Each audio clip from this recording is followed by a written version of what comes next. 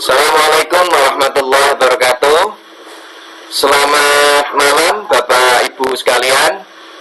Alhamdulillah hari ini kita dapat berjumpa kembali dalam video conference Diklat Daring Pengawas Sekolah se-Nusantara bekerjasama dengan BUMUN dan PGRI Jawa Timur. Pada kegiatan daring ini akan kita hadirkan yang pertama Ibu Kusumanung Utami Sarjana Pendidikan selaku presenter. Kemudian untuk moderator Bapak Moh Abdul Rofiki Sarjana Agama Magister Pendidikan Master of Science. Hari ini kita mengambil tema RPP Daring di era New Normal. Selanjutnya waktu sepenuhnya kami serahkan kepada moderator. Semoga Pak Moh Abdul Rofiki kami persilakan.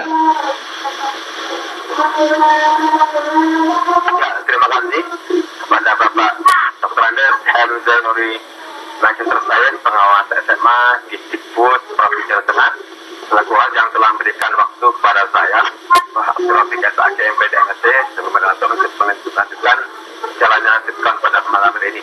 Assalamualaikum warahmatullahi wabarakatuh. Yang terhormat Bapak Ibu pengawas sekolah peserta Diklat Daring Pengawas Sekolah se-Nusantara. Yang saya hormati pengurus PGRI Jawa Timur dan BUMUN yang telah mendukung acara Diklat Daring ini. Kepada Bapak Sriwahano, Sarjana Pendidikan, dan Ibu Ari Winjayani, Magister Pendidikan dan Siswa UNS, seragam berbagai struktur yang telah berikan dukungan kepada kami ini, kelompok kami. Marilah kita bersama-sama pada syukur alhamdulillah kepada Allah yang telah memberikan kesempatan sehingga pada malam ini dapat mengikuti presentasi dari Ibu Kusumanung Utami, Sarjana Pendidikan, pengawas SMA di Dikbud Provinsi Jawa Timur. Ibu Kusumanung Utami, Sarjana Pendidikan yang hebat ini merupakan pengawas SMA Dinas Pendidikan dan Kebudayaan Kabupaten Jombang, Provinsi Jawa Timur, yang sebelumnya beliau sebagai guru matematika dan juga mampu menjadi pembimbing Olimpiade Sains Nasional hingga mengantarkan mahasiswanya sampai tingkat nasional yang dilaksanakan oleh Klinik Pendidikan MIPA yang berpusat di Bogor. Doa dan salam kita aturkan kepada Rasulullah SAW yang kita lebih dapatnya di hari kemudian. Bapak Ibu pengawas hebat se-Nusantara, pada masa pandemi COVID-19 pembelajaran harus dilakukan dengan PJJ, salah satunya dengan cara daring. Maka RPP yang dibuat juga harus menyelesaikan secara daring. Karena itu pada kesempatan Diklat Daring Pengawas Sekolah se-Nusantara ini, kelompok kami akan menyampaikan presentasi yang berjudul Penyusunan Rencana Pelaksanaan Pembelajaran RPP dalam Pembelajaran Jarak Jauh di era New Normal. Bapak Ibu yang pengawas Nusantara yang berbahagia, waktu video konferensi ini tersedia selama 1 jam dan dibagi dalam 2 kegiatan. Kegiatan pertama presentasi selama 30 menit dan tanya jawab selama 20 menit. Untuk sesi tanya jawab kami sediakan dalam 2 sesi. Yang pertama pertanyaan untuk 2 penanya dan sesi kedua saya pada sesi 1 penanya. Sebelum saya mengakhiri tugas nanti, saya mohon Ibu Kusumanung Utami untuk menyampaikan closing statement. Saya mengingatkan kepada Bapak Ibu pengawas hebat untuk mengisi presentasi yang kami sediakan dengan daring dan juga mematikan mic masing-masing demi kelancaran video conference pada malam hari ini. Selanjutnya saya mohonkan kepada Ibu Kusumanung Utami Sarjana Pendidikan menyampaikan PPT-nya kepada beliau dipersilakan. Terima kasih Bapak Abdul Rofiki ya selaku moderator. Bismillahirrahmanirrahim. Assalamualaikum warahmatullahi wabarakatuh. Yang terhormat Bapak Sri Baunas Sarjana Pendidikan, Ibu Ari Widyayani Magister Pendidikan ya selaku instruktur Diklat Pengawas se-Nusantara ini, dan serta Bapak Ibu peserta Dikon. Terus saya ucapkan juga terima kasih pada PGRI dan Gumun ya yang telah memberikan support ya kepada terlaksananya diklat ini. Tak lupa juga saya ucapkan terima kasih kepada Bapak Muhammad Yainuri, ya, Bapak Dr. Andes Muhammad Yainuri, Magister Sain selaku host, kemudian Bapak Abdul Rofiki, Sarjana Agama, Magister Pendidikan dan Master of Science selaku moderator. Bapak Ibu peserta Vidcon yang saya hormati, malam ini ya kelompok kami mengambil tema tentang RPP daring di era new normal. Kenapa kita mengambil tema ini ya? Saya kira ini adalah perangkat yang paling penting ya dalam pelaksanaan PJJ ya. Kita jangan melupakan tentang RPP kita ya, walaupun kita menggunakan Google Classroom atau Zoom, tapi yang dalam menyiapkan HP-nya.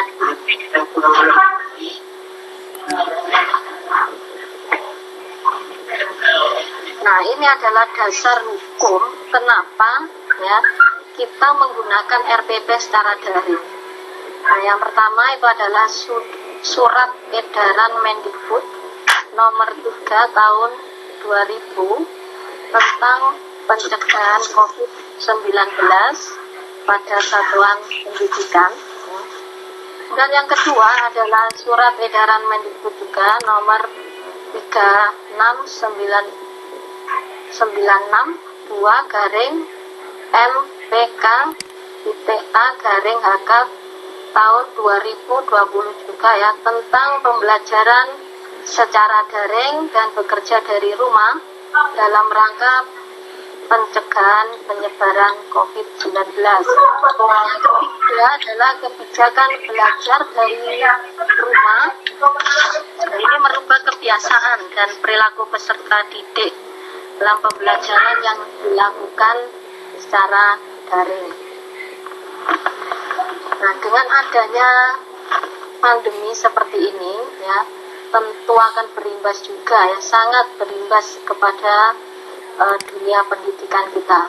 Ya, berubahnya 180 derajat karena satu-satunya solusi ya yang bisa ditawarkan untuk melakukan yang dulu kita lakukan dengan tatap muka ya, sekarang harus kita lakukan secara daring ya. Ini pertama kali ya mungkin membuat siswa, guru ya atau yang terlibat dalam dunia pendidikan ini harus beradaptasi ya. Pertama kali mungkin bingung bagaimana. Nah, itu kebingungan itu adalah salah satu bentuk adaptasi kita untuk menghadapi pandemi COVID-19. Nah, ini saya sisipkan dulu tentang new normal ya. Pengertian dari new normal oleh Wiku Adhisa Smita tahun 2020. New normal adalah perubahan perilaku untuk tetap menjalankan aktivitas normal namun dengan ditambah menerapkan protokol kesehatan guna mencegah terjadinya penularan COVID-19. Kenapa saya sisipkan di sini? Nah, ketika saya mengunjungi sekolah binaan itu ya, ternyata masih ada ya sebenarnya yang dibuat contoh oleh siswanya ya. Sini Bapak Ibu gurunya juga ada yang tidak melakukan protokol kesehatan. Misalkan ya tidak menggunakan masker, kemudian menggunakan masker tapi tidak dipakai dengan benar.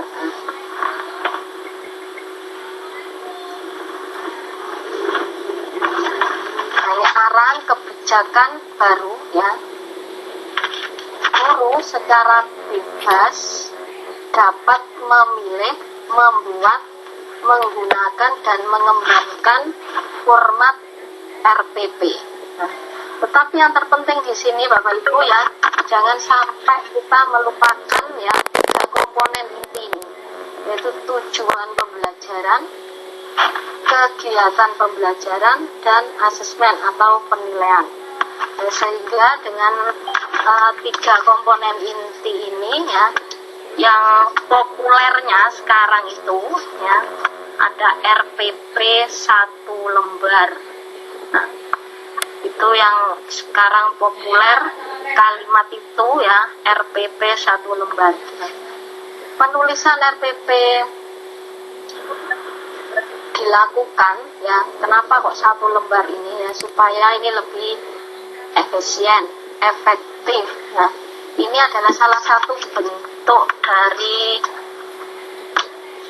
apresiasi ya, saya rasa dari Mas Menteri itu yang menjawab dari keluhan mungkin banyak Bapak Ibu guru yang mengeluh tentang banyaknya administrasi ya, sehingga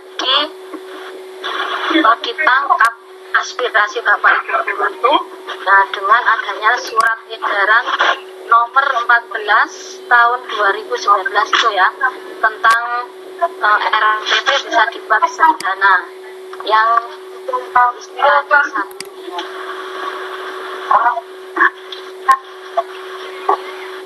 Ini ada perbedaannya dulu Bapak Ibu ya. Yang RPP versi lama itu kan ada 13 komponen ya. Ada identitas sekolah, mata pelajaran, tahun pelajaran ya. Kemudian ada kompetensi inti ya, dan sebagainya itu sampai penilaian. Nah, kita bandingkan dengan yang terbaru, yaitu istilahnya RPP 1 lembar ya. Di situ identitas sekolah, mata pelajaran ya, materi, tahun pelajaran, alokasi waktu itu adalah masuk dalam pelengkap. Tapi yang inti di situ adalah tujuan kegiatan pembelajaran dan penilaian.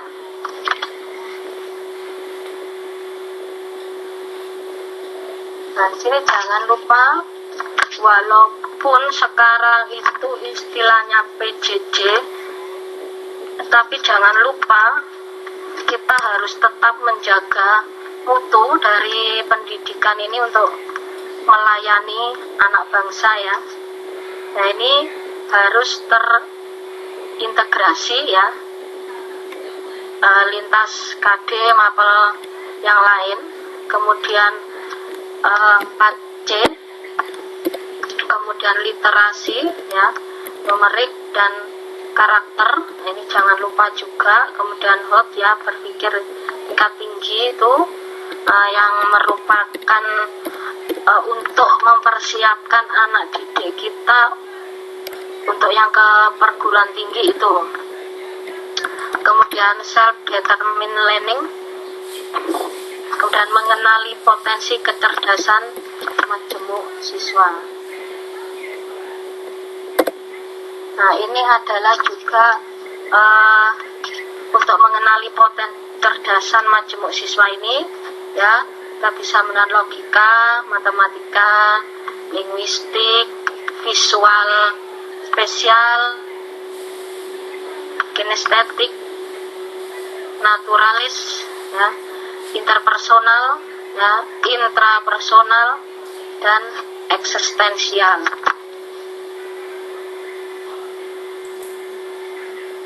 Nah, rencana pelaksanaan pembelajaran ini saya buat contoh saja ya Bapak Ibu tentang sekolah. Misalkan di sini ya, saya kira bisa,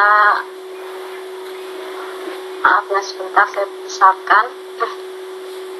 Nah, ini contoh, misalkan di sini saya tulis SMA Negeri Jombang dan matematika ya, mata pelajaran matematika. Sini saya hanya sekedar contoh.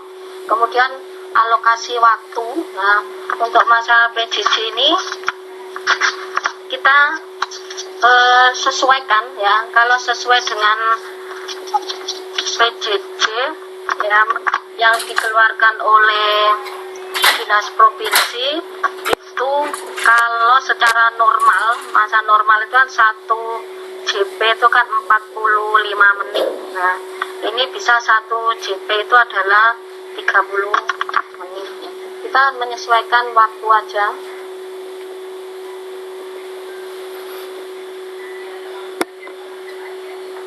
Nah, kemudian di sini tujuan pembelajaran, ya, melalui video pembelajaran dengan menggunakan aplikasi WA dikombinasikan, ya, ini blended ya, dengan bisa Google Classroom, bisa YouTube, bisa Google Meet, atau ya terserah, disesuaikan dengan kondisi siswa, karakternya, ya, kondisi sekolahnya juga, ya. Kita juga memikirkan tentang ekonomi dari orang tua siswa tentunya, ya. Jadi mungkin kita enggak contoh saja ini Bapak Ibu, misalkan kita pakai Zoom, ya, jangan sampai seterusnya itu Zoom gitu, bisa kita selingi, katakanlah itu, karena untuk kuotanya itu.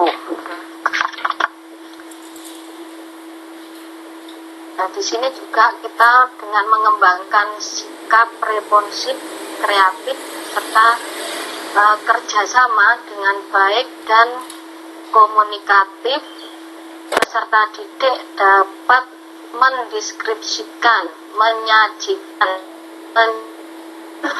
masalah yang berkaitan dengan fungsi, eksponen, dan logaritma dengan menerapkan 4C, yaitu kolaboratif, kritis, kreatif, dan komunikatif.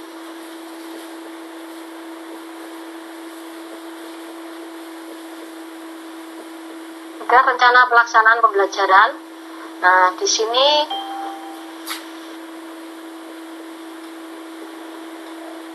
kegiatan pendahuluan. Nah, ini juga kita sesuaikan, ya. Ini mungkin masa normal dengan masa pandemi, ya. Waktunya tentu berbeda, ya. Karena guru mengucapkan salam, berdoa, cek kehadiran. Nah, bisa dengan Zoho atau Google Form, ya. Dilanjutkan dengan apersepsi, menyampaikan tujuan dan memanfaatkan pembelajaran, nah, cakupan materi, langkah pembelajaran, dan teknik penilaian. Ini kegiatan inti, ya. Saya rasa ini juga kita sesuaikan juga waktunya dan kegiatannya apa saja, ya. Nah, ini kan hanya contoh saja. Kebetulan ini adalah materi matematika.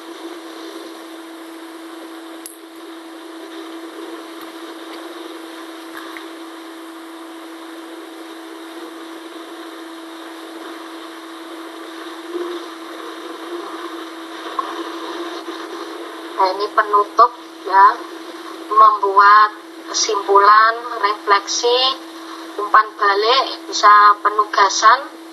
Nah, semuanya ini kita, ya, sesuaikan juga dengan masa pandemi ini, mungkin tidak terlalu banyak tugas atau bagaimana. Nah, itu disesuaikan lah dengan karakter sekolah dan siswanya juga. Untuk penilaian, teknik penilaian, ya, ini sikap spiritual, sosial, nah, dan pengetahuan, ya, dan keterampilan. Ya, di sini kritis, kreatif, mandiri, kolaboratif, dan komunikatif. Remedial, ya, mungkin ini juga perlu, ya, untuk meningkatkan mutu. Saya kira itu Pak Ibu. Nah, ini guys, saya kira Bapak Ibu itu yang perlu saya sampaikan, ya. Saya akhiri untuk presentasi ini. Monggo silakan ke Bapak Rafiq selaku moderator.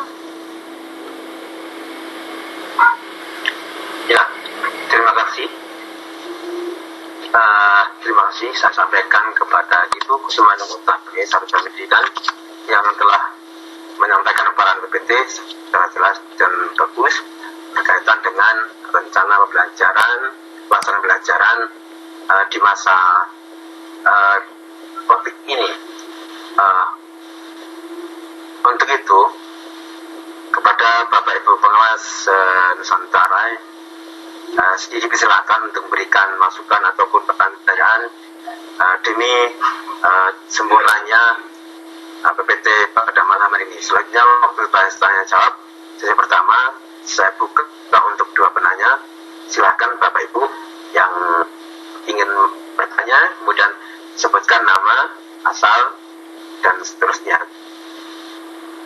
Silakan.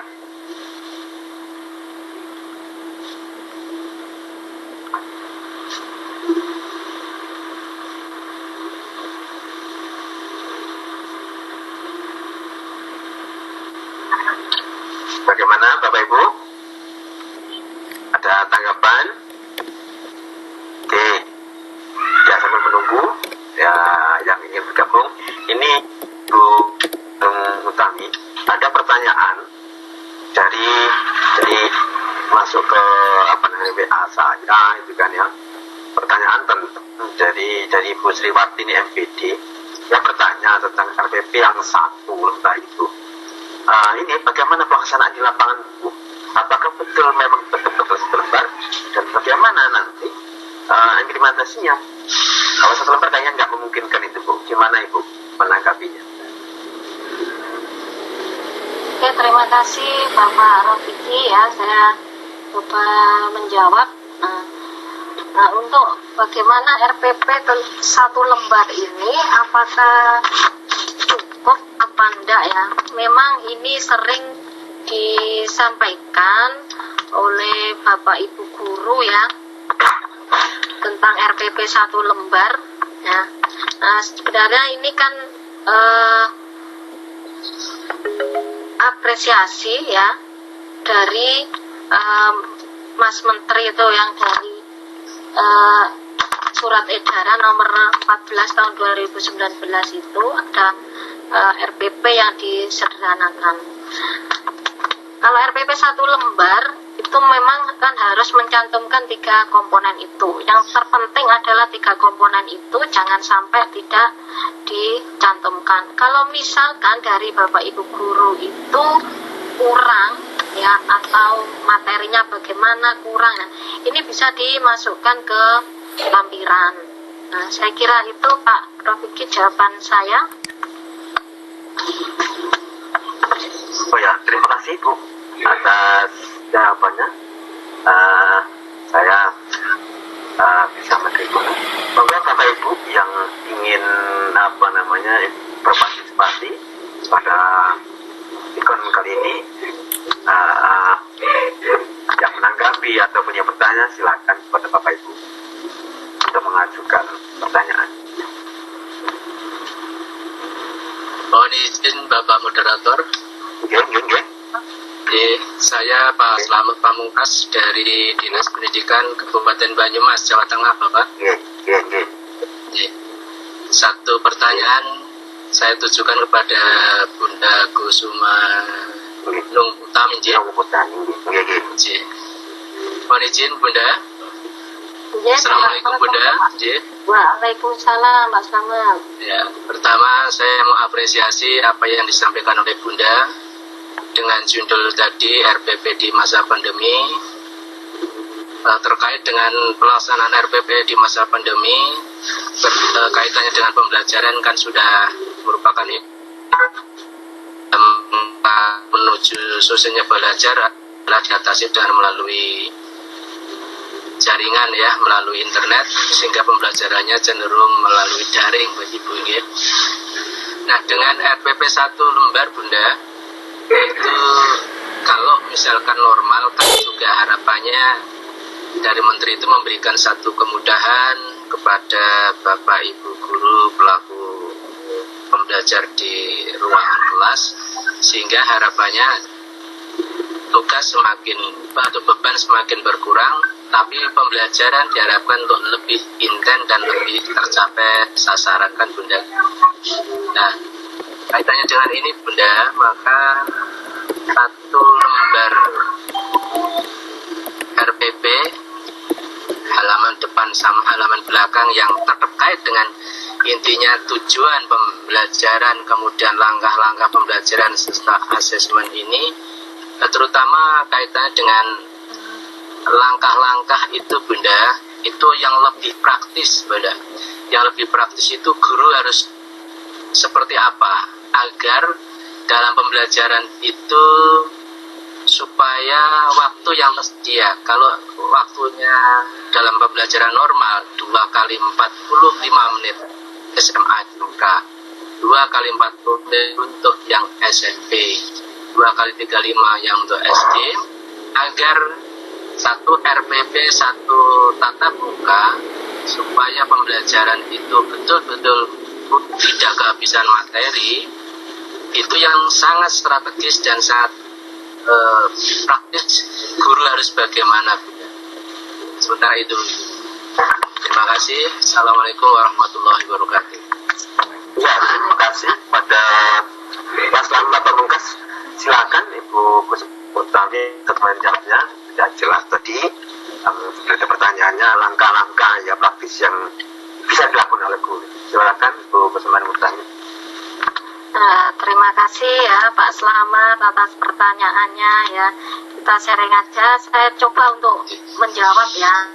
Nah, kalau memang di masa pandemi seperti ini ya, mungkin juga secara normal ya, saya kira untuk langkah-langkah yang praktis itu ya, itu kita sesuaikan ya dengan kondisi sekolah masing-masing. Tentu kita tidak bisa ya menyamakan ini yang terjadi di daerah saya misalkan antara SMA yang kota ya, istilahnya di daerah saya itu seperti itu Bapak ya, yang kota dengan yang pinggiran, istilahnya sekolah pinggiran itu adalah sekolah yang di kecamatan-kecamatan itu. Kalau di kota ya tentu letaknya di perkotaan itu. Tentu input siswanya aja sudah berbeda ya. Ya kita memang mencoba untuk seefisien mungkin. Kalau di masa pandemi ini kan satu JP-nya, 1 jam pelajarannya itu kan 30 menit ya. Jadi kalau kurang lebihnya itu sesuai dengan PJJ yang dikeluarkan oleh Dinas Provinsi ya, Dinas Provinsi Bapak itu ada panduannya itu sekitar 30 menit, jadi hanya 60 menit ya. Nah itu saya kira ya disesuaikan dengan kondisi sekolah masing-masing ya. Nah ini kemarin aja contohnya Bapak ya, ketika gurunya ya di sekolah binaan saya itu gurunya aja sudah di room ya, ternyata anak-anaknya itu belum masuk ke roomnya ya, belum siap. Ada yang katanya ditanya masih tertidur ya.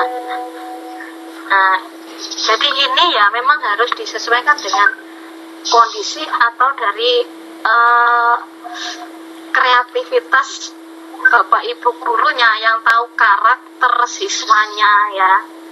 Nah, kalau antara itu tadi sekolah pinggiran sama sekolah kota itu jelas berbeda dari inputnya atau apa.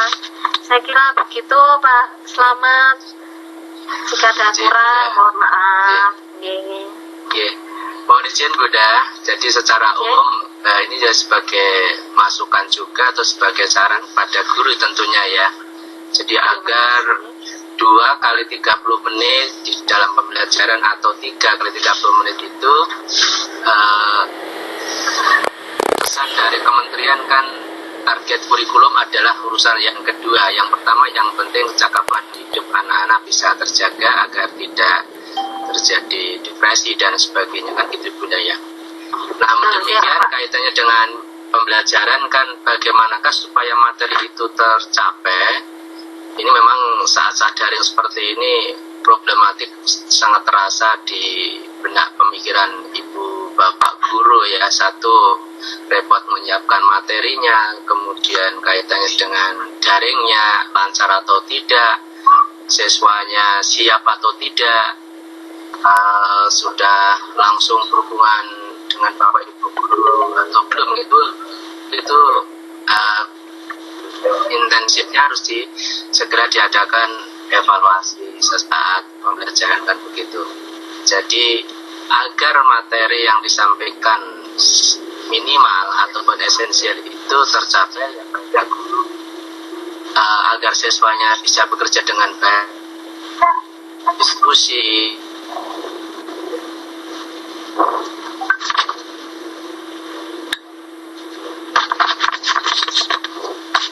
Jadi itu hanya sifatnya saran atau masukan. Terima kasih Bunda, luar biasa. Mudah-mudahan ya ini menjadi ya tugas kita sebagai pengawas, tetap memberikan pengayuman pada Bapak Ibu guru, karena di masa-masa seperti ini banyak, baru 2 minggu masuk saja sudah banyak merasakan keluhan gimana kuotanya, paketnya, internet dan sebagainya Bunda. Nuwun Bunda, Bapak Punten. Terima kasih Pak Slamet atas masukannya ya.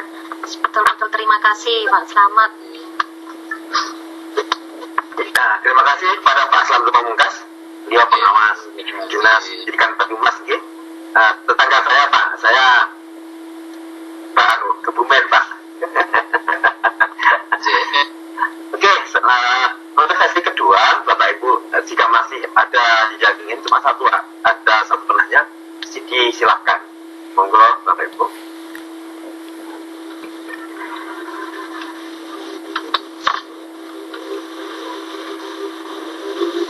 Oke, kalaupun tidak ada, ini ada pertanyaan masuk lagi nih Bu, di saya, namanya Ambar Bani. Sekarang pertanyaannya berkaitan masih dengan RPP tadi Bu. Tadi Ibu sudah menyatakan, bahwa RPP 1 lembar itu perlu ada lampiran. Nah, itu dia Bu ya. Pertanyaannya gini, lampirannya itu dibaca apa tidak Bu? Jangan-jangan, ini yang menjadi pertanyaannya. Jangan-jangan, jadi satu RPP utama yang terdiri dari tujuan, kemudian langkah-langkah dan penilaian. Jangan-jangan nanti lampirannya malah benar gitu kan. Kemudian apa bedanya dengan sebelumnya adanya menteri yang lama itu kan, jadi gitu aturan baru dengan aturan lama. Kira-kira ada batasan nggak Bu? Ini pertanyaannya itu Bu. Ya, terima kasih Bu. Nah, terima kasih Pak Rofik ya. Sebenarnya kan itu adalah, saya ulangi lagi, akan apresiasi dari Pak Menteri ya. Nah, sebenarnya kalau misalkan itu 1 lembar itu sudah cukup ya, kita tidak perlu lagi untuk lampiran gitu kan. Nah, itu kan kalau menjawab dari pertanyaan dari Bapak Ibu guru ya. Kalau misalkan kurang ya tentu saja boleh dimasukkan ke dalam lampiran-lampiran. Nah, kalau lampirannya apakah perlu dibatasi ya, saya kira tergantung dari Bapak Ibu gurunya tersebut ya. Kalau misalkan membuat lampiran yang banyak ya kan ya memang sama saja ya. Kalau efektifnya ya cukup 1 lembar itu sesuai dengan arahan Bapak Menteri ya, disederhanakan 1 lembar, karena itu bisa mengurangi beban kerja dari Bapak Ibu guru yang banyak yang istilahnya curhat tentang begitu banyaknya administrasi di sekolah, sehingga kadang melupakan tentang memberikan materi. Makanya ya Bapak Menteri mengapresiasi dengan adanya penyederhanaan RPP ya. Kalau memang sudah cukup 1 lembar ya kita tidak usah diberikan lampiran. Gitu aja Pak Rofiki. Ya Bu, ini betul ada pertanyaan lagi nih Bu, setelah chatting ini berasal dari Bapak Haji Kusmanto, Pengawas SPD dalam pendidikan. Saya kalau tidak salah Pak Haji Kusmanto ini Banyumas juga kayaknya gitu ya. Jadi beliau bertanya begini, mohon penjelasan untuk dokumen dalam KSP itu RPP yang normal atau masa pandemi dalam buku satu lembar Bu. Itu pertanyaan, jadi mohon penjelasannya atau tanggapannya Bu Kusmanung Utami. Terima kasih Pak Asdi. Kemarin ya, kalau untuk dokumen KTSP ya kita sesuaikan juga dengan masa pandemi ini ya. Kalau dulu KTSP-nya itu dokumennya itu kita normal ya, untuk sekarang di masa pandemi ini ya kita mengikuti aja semuanya dari RPP-nya, mungkin ekstranya ya itu kita ikuti ya sesuai dengan masa sekarang. Gitu aja Pak.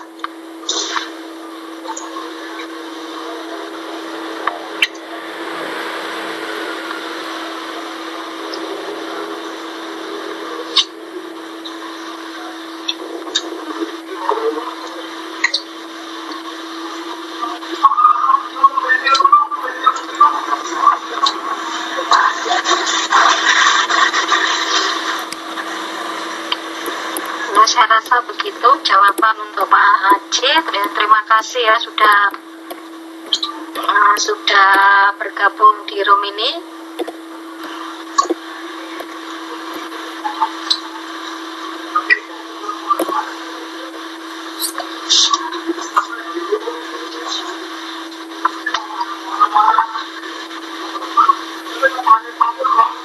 Saya kembalikan ke Pak Rofiki selaku moderator. Monggo Pak Rofik.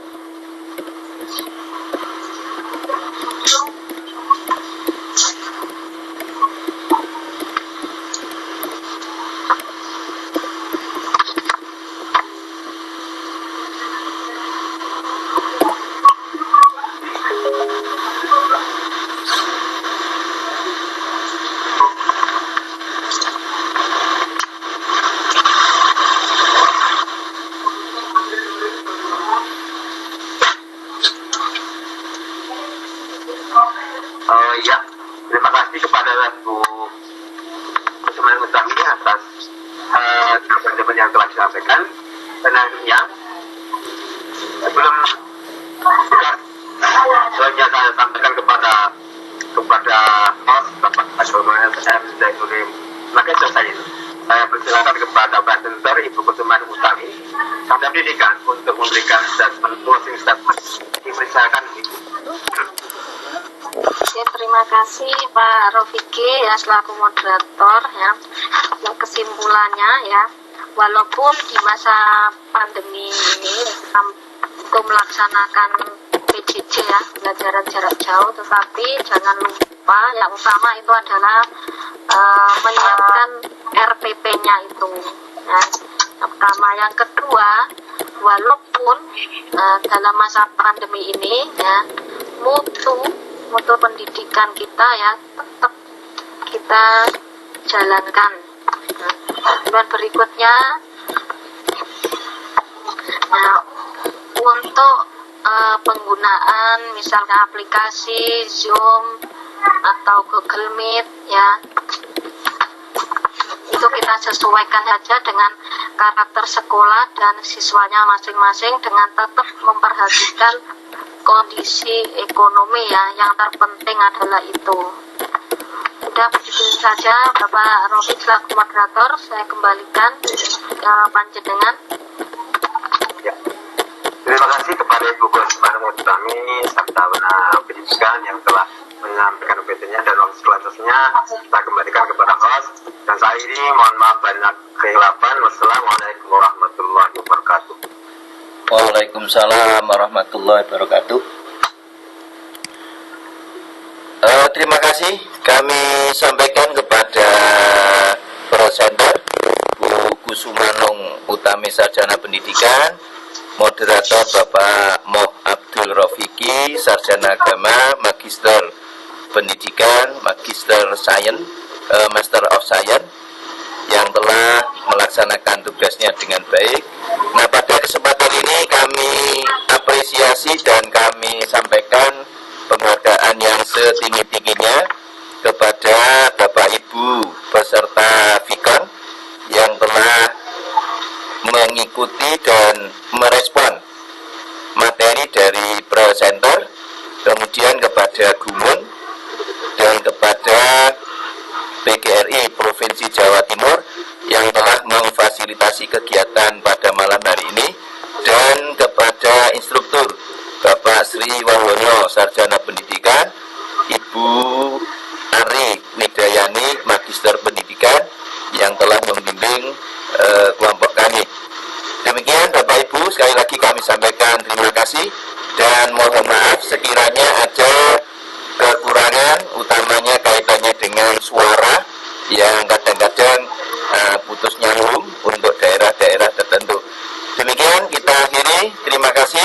Assalamualaikum warahmatullahi wabarakatuh.